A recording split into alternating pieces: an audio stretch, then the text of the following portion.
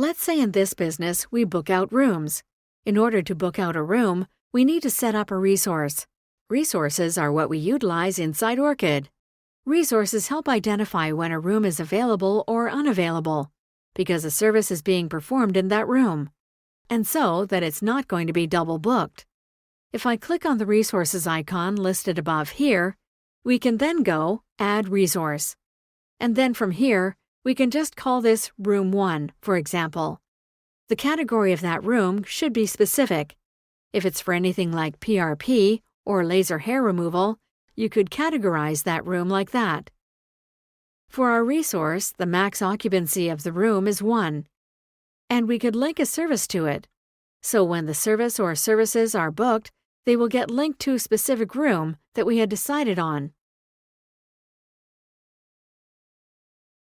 So in this case, we are going to put the PRP in that room, and then we're also going to put microneedling. So those are going to be the only things that can be booked inside Room 1. So now if I click on Save, it is going to create that resource. Now that the resource has been created, we'll give it a schedule.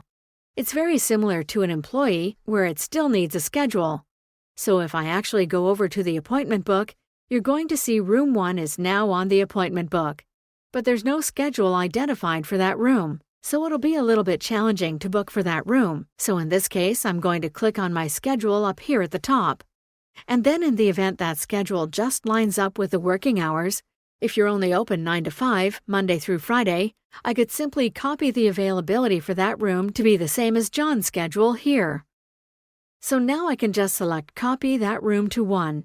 And then we could say it was going to change after June. And I could just go out until the end of June. And I click Copy instead.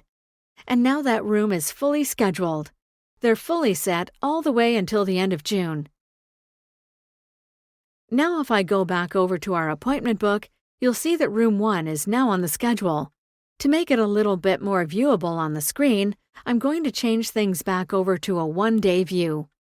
And what that's going to do here is now you'll see the room is on the schedule. The room, because it's kind of placed right in between our employees, we might not like how it's displayed that way. What we could do is right-click anywhere on the appointment book that has an open space, and I can click Calendar View options. From here, I can go into our color codes, which is the second tab here. And what I can do is reorder the list of employees or how the appointment book is ordered currently.